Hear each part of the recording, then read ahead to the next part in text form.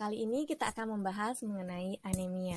Anemia merupakan penyakit akibat kurangnya sel darah merah. Sel darah merah tersusun atas hemoglobin yang merupakan pekerja utama dalam mendukung fungsi darah sebagai pelaku transportasi oksigen dan karbon dioksida ke dalam atau keluar jaringan. Dengan demikian, anemia juga dapat didefinisikan sebagai status keadaan di mana kadar hemoglobin darah lebih rendah daripada nilai normal untuk kelompok orang yang bersangkutan. Macam-macam penyakit dari anemia, yaitu ada banyak. Yang pertama anemia defisiensi besi, di mana anemia defisiensi besi merupakan jenis anemia yang paling umum terjadi. Kondisi ini terjadi akibat tubuh kekurangan zat besi, yaitu komponen penting dalam pembentukan sel darah merah. Yang kedua ada anemia defisiensi vitamin B12 dan folat. Tubuh membutuhkan vitamin B12 dan folat untuk membuat sel darah merah baru. Kekurangan salah satu atau kedua vitamin tersebut bisa menyebabkan anemia berdifensiasi vitamin B12 dan folat. Kemudian anemia hemolitik, yaitu anemia hemolitik terjadi saat kerusakan sel darah merah terjadi lebih cepat daripada kemampuan tubuh untuk menggantinya dengan sel darah sehat yang baru.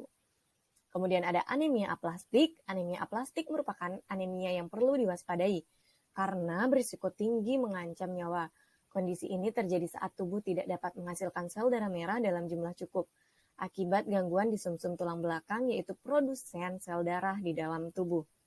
Kemudian ada anemia sel sabit, yaitu terjadi akibat kelainan genetik yang membuat sel darah merah berbentuk seperti sabit. Sel-sel ini mati terlalu cepat sehingga tubuh tidak dapat memiliki sel darah merah yang cukup. Faktor-faktor apa yang menyebabkan hal tadi terjadi? Yang pertama ada faktor dari anemia defisiensi zat besi, yaitu disebabkan oleh pola makan rendah zat besi. Bisa jadi kehamilan, peredaran pendarahan kronis seperti akibat luka di saluran cerna atau menstruasi, gangguan penyerapan zat besi, efek samping obat-obatan, hingga adanya penyakit tertentu seperti kanker, radang usus, dan miom. Kondisi ini umumnya ditangani dengan konsumsi suplemen zat besi dan menjalani pola makan tinggi zat besi.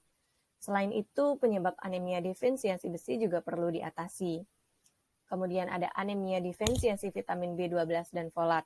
Jenis ini dapat terjadi akibat pada pola makan rendah kandungan kedua vitamin tersebut. Selain itu, anemia kekurangan vitamin juga bisa terjadi karena tubuh sulit atau gagal menyerap folat ataupun vitamin B12.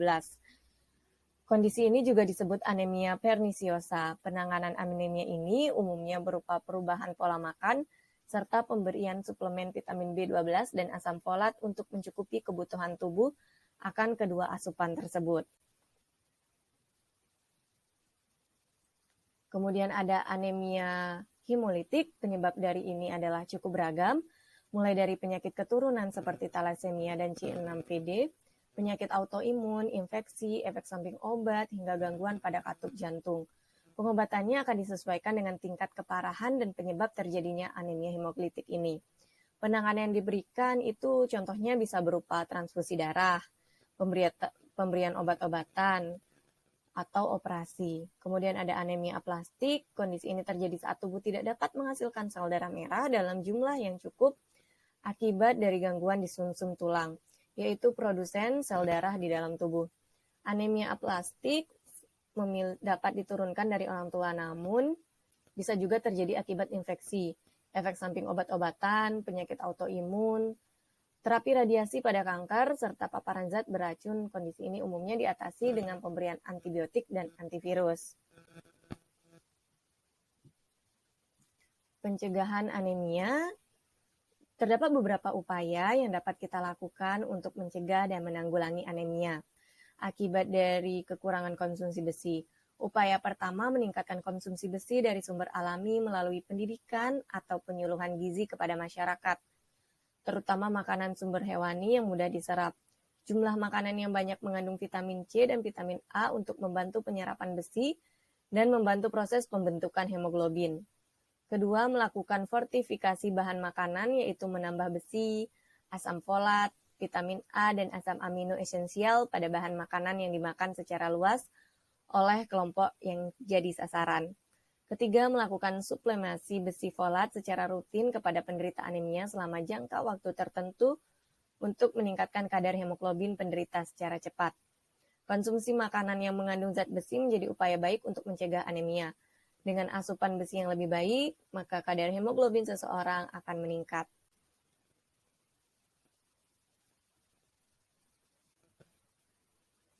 Pengobatan anemia. Metode pengobatan anemia tergantung pada jenis anemia yang diderita pasien. Secara umum, mengobati anemia dapat dilakukan dengan meminum suplemen yang mengandung zat besi, memperbanyak konsumsi asupan asam folat, vitamin B12, vitamin C, dan kalsium, transfusi darah, dan transplantasi sum tulang untuk penderita pengobatan anemia yang sudah parah.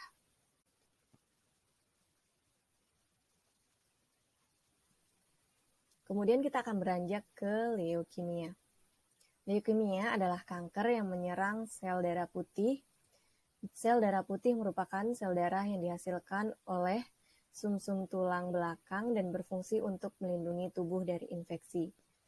Apa sih penyebab terjadinya leukemia?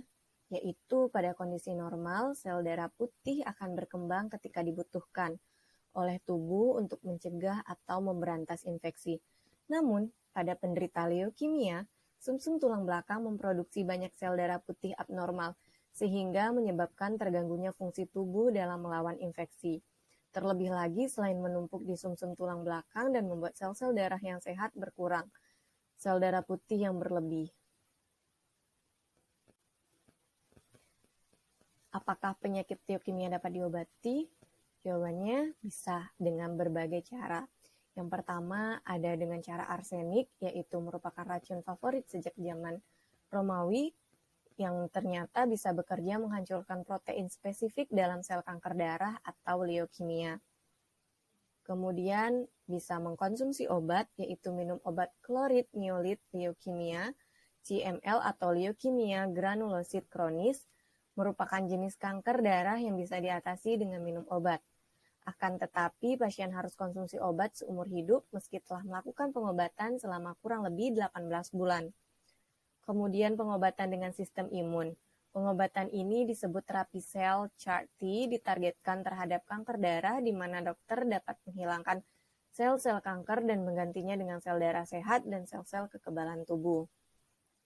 Kemudian dengan cara yang sudah umum yaitu transplantasi sumsum tulang.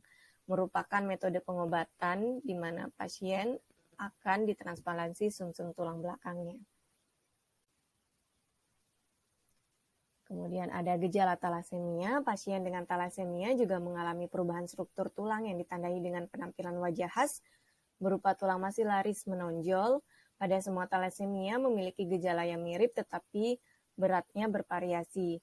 Sebagian besar penderita mengalami anemia yang ringan pada bentuk yang lebih berat, misalnya beta talasemia mayor, bisa terjadi penyakit kuning, luka terbuka di kulit, atau ulkus pada empedu. Bagaimana cara mengatasi talasemia? Yaitu yang pertama adalah menerapkan pola hidup sehat. Penderita talasemia perlu menjalani pola hidup sehat dan dianjurkan untuk mengkonsumsi makanan rendah lemak, sayuran, dan buah-buahan. Kemudian ada terapi kelasi, yaitu obat yang diberikan dalam terapi ini bisa dalam bentuk tablet maupun suntik yang berfungsi untuk menarik zat besi dari dalam tubuh. Kemudian ada transplantasi sumsum tulang, yang dimana akan mengganti sumsum tulang yang terkena salasemia. Kemudian ada operasi pengangkatan limfe. Prosedur operasi pengangkatan limfe, splenektomi, dilakukan jika organ limpa sudah sangat membesar. Kemudian yang terakhir ada transfusi darah yang terus berulang. Sebelum transfusi darah dilakukan, darah penderita dan darah donor akan dicocokkan untuk menghindari reaksi yang tidak diinginkan. Terima kasih.